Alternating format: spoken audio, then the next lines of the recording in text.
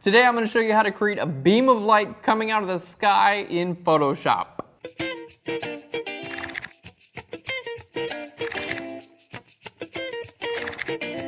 Hey guys, welcome to Phlearn. My name is Aaron Nace. You can find me on Twitter at AKNacer. Today I'm going to show you a really cool technique in which you can create a beam of light that's going to come out of the sky and hit your subject. Now these techniques are really cool for this application, but you can also use them for other applications. If you have someone in a photo and they're kind of shining a flashlight around, you can use it to create a beam of light out of a flashlight, headlights out of a car, window light coming through windows, all these cool different techniques. You can basically use these same principles and apply them in different images for different ways. So very, very cool stuff, and we're going to go ahead and get into it. All right, so this is our image. This is by Vincent Tullo, and he asked if we could create a beam of light, making it look like it was kind of like coming from the sky, maybe, kind of like taking him prisoner as a alien or whatever you have it. I don't know, but it's just a really cool image, and we're going to create a nice beam of light. So the first thing I want to do is we're going to go ahead and take care of this, the light source that we have. It looks like this is a just like a monolight, maybe like a Einstein or something like that, with a 7-inch reflector, and this little guy looks like a tab from a grid. So I'm guessing there's a grid on it, and it's basically just shining right down onto our subject. So the first thing I want to do is clone stamp out our light source, and this is something that you wind up doing quite a bit, especially if you're going to be doing this type of technique. You'll have to clone stamp this sort of thing out. What I would recommend doing if you don't want to do like clone stamping and things like that, what I recommend is instead of just taking one exposure and then trying to clone stamp it out later, take a couple exposures. Take an image, take an exposure without that light in that place at all, and then what you can do is just kind of use a layer mask and bring those two images together and combine them later in post. And that way you'll actually have the real tree information from behind. You don't have to use a clone stamp. I just did a very quick job there. It's not supposed to look amazing. I'm not trying to blow your minds with my clone stamp. We're just trying to get it to where that doesn't really show up. I'm not even going to take care of the bottom there. Okay, so we've got our light source, and it's pretty much gone. Now the next thing I want to do is kind of think about like where this actual beam of light is going to come from. So let's make a new layer here, and I'm going to use my polygonal lasso tool. This is what we're going to be doing for the majority of the tutorial. Now let's make this guy visible. We can just keep in mind it's right about there, okay? So with our polygonal lasso tool, we can see that our kind of like the boundaries of this light ray is, coming from here all the way to about there. So we want to make sure that the light actually does kind of fill this area. We wouldn't want to make a light ray that only hits this small area because we can see it on the ground. This is where the light is actually hitting. So let's go ahead and start out there. I'm just going to click with my polygonal lasso tool. Keep in mind our light source was about there, so we don't want the light source coming from too low or too high, because that's just not realistic. It's coming from right about there. So we're just going to kind of create a source that looks something like that. Go right in this way. That's where our light source is. It's going to come around here towards the bottom and then kind of wrap around here. There we go.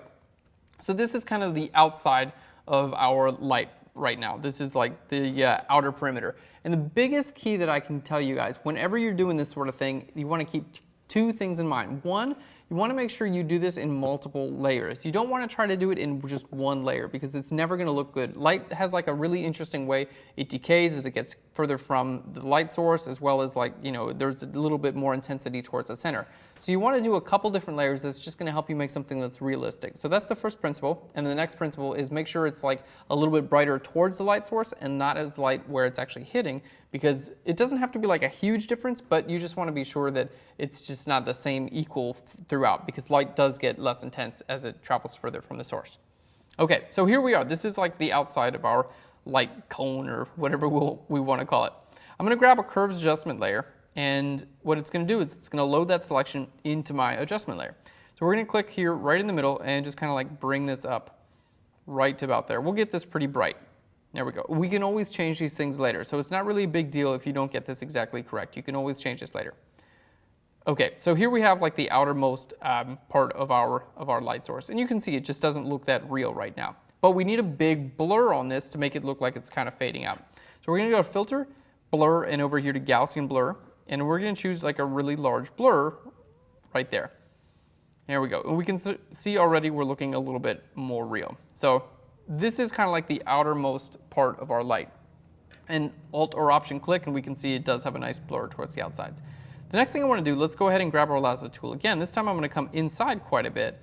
And there we go, inside of the light ray that we already have. And this time we're going to create like a core. This is the core of our light ray where it's just a little bit brighter. So what we're going to do here is, again, we have that selected.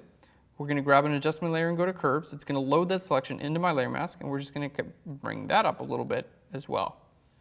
Okay, now this should have a blur on it as well, but a little bit less of a blur. So we're going to go to Filter, Blur, here, Gaussian Blur, and we're going to choose a slightly less blur. Still you don't want to do something like this because, like, just, you know, you'll never see that in real life, right? So you just want to make sure that you've got something that, you know, still does look on the more realistic side.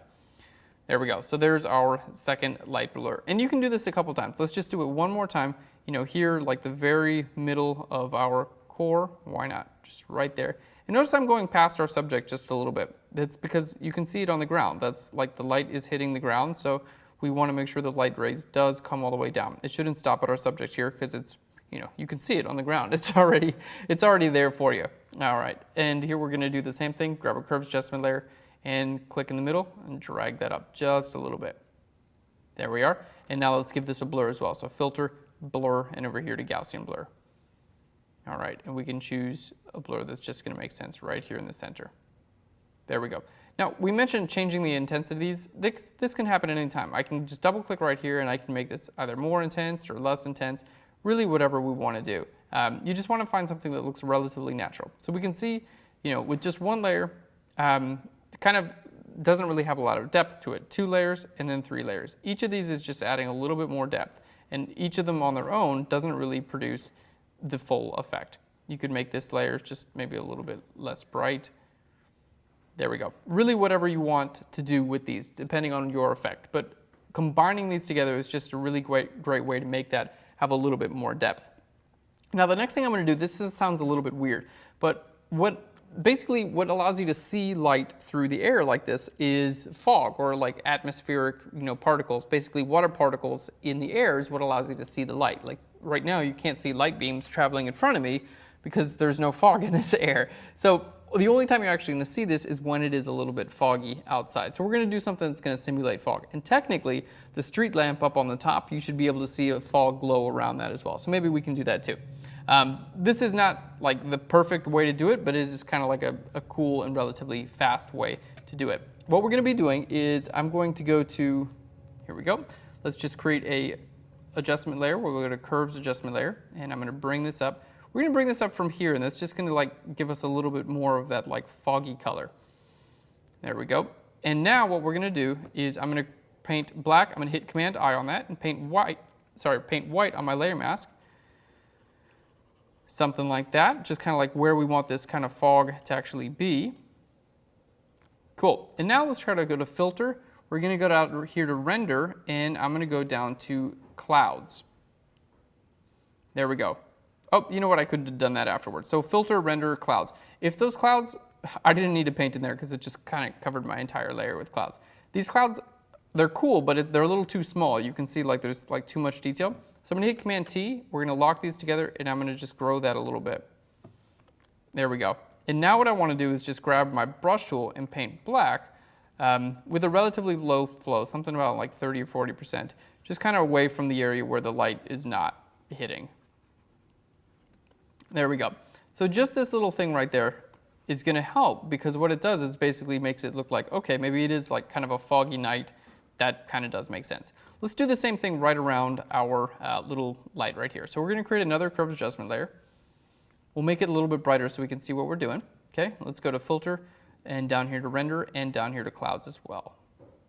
Okay, and let's just bring that a little bit brighter so we can actually see what's going on there. Okay, now what we want to do, I'm going to change the color of this as well. We're going to change this, I'm going to pull the blues and kind of pull those down, and I'm going to pull the reds and pull that up. And that's going to give us a little bit of like an orange color as well. And that's just going to help match what's going on here. So let's make sure to paint black around the areas that we don't want that to show up, which is pretty much everywhere except for our little street lamp up there. All right, and there we can see we got a little bit of like, you know, cloud and things like that going on next to our street lamp. Just kind of helps sell the effect. And that's the same thing here. The only reason this area is showing up a little bit weird is because we do have, you can see like it is a little bit like weird with the haze. What we want to do, I'm just going to make it a little bit darker instead of, I'm going to do it right underneath all these layers. We're going to make a new layer, and I'm going to paint with black right over here on top of this. There we go. And this should help. And then I'm going to double click on this layer, and I'm going to say this layer only be visible where the underlying layer is darker. So I'm going to hold Alt or Option, not be visible where the underlying layer is lighter. There we go. Just where it's darker. And that should kind of help me get rid of that little bit of haze that I had going on there. All right, let's just give that a bit of a blur. You probably won't have to do that. That's just because I did a pretty quick, relatively not great job with my clone stamping. Okay, so the same thing like we added color here, we could do the same thing if we want to add color here on this light ray. All you have to do is just grab a curve adjustment layer. We can click here on our blue channel, just bring that down a little bit. We'll go to our red channel, bring that up a little bit. This is going to just kind of warm that up, and then we can just kind of paint this in here. Just use a large soft brush and paint that in. It's just going to warm our light ray up just a bit, kind of help make everything look a little bit more light ray-ish. There we go. Very nice. So let's go ahead and I'm going to get this for the light up top out of there. We're going to group all these layers. So I'm going to shift click them all and hit Command G. Sorry, except for the one with the street lamp. So this is basically my entire light ray. Now what I want to do is just give it a slight little bit of a gradient to make it look like it's more visible up at the top and less visible down at the bottom. So I'm going to duplicate this. So now we have like a lot of light. We're going to put a layer mask on there. I'm going to hit Command I on that layer mask. And now we're going to grab our gradient tool, G for the gradient tool. We're going to click on our foreground transparent gradient, and I'm going to choose white as my foreground color. And now I'm going to click right up here and kind of drag down there. And that's just going to make it look, it's going to change my layer mask so it's more visible up at the top. So we have a visible down to not visible. And that's on the duplicate, which is just showing like, okay, maybe it's brighter up there. And if we want it to be not as bright down here, we put a layer mask on that. Same gradient, just switch your color to black by hitting X, and we'll go from the bottom left up there. And that's just going to make this, that's going to make this not as visible. Shift click there, not as visible on the bottom. All right, maybe we'll come down in opacity with that just a little bit. All right, so basically that's how we create our light blue. Realistically, we'd have this in there, but I'm just going to make this invisible so it doesn't kind of get in the way. But there's a couple of things we wanted to keep in mind here. First, do it in a couple of different layers. This like clouds really does help out make that effect quite a bit more real. And if you do need to add color, make sure you do that there at the end because it's going to color everything that's underneath it. So pretty cool. We have our before. Let's just look at our before with no light ray and our after. Now you guys can get busy creating amazing light rays. Let's go ahead and group those. There's one last thing I want to do. I want to click on this and I'm going to go to filter. We're going to go to render and I'm going to go to, sorry, I hit difference clouds, but I wanted to hit regular clouds. Let's hit filter, render, and we're going to go to clouds again. There we go. And now it's loaded the clouds here on this layer mask. And what we want to do, I'm just going to paint white on here, right here in the middle. And this is just going to give the entire light beam a little bit of texture. There we go. So it doesn't look as perfect. So let's just hit shift click on that so we can see the before and after. Just gives the entire thing a little bit of texture. You don't have to do that. I'm just getting fancy here. But that's it, guys, how we create a cool light beam coming from the sky in Photoshop. I hope you enjoyed this. You can use this on any one of your images as long as you have a light source. Make sure it kind of looks like it's foggy outside and you are good to go. Thanks so much, guys. I'll learn you later. Bye, guys.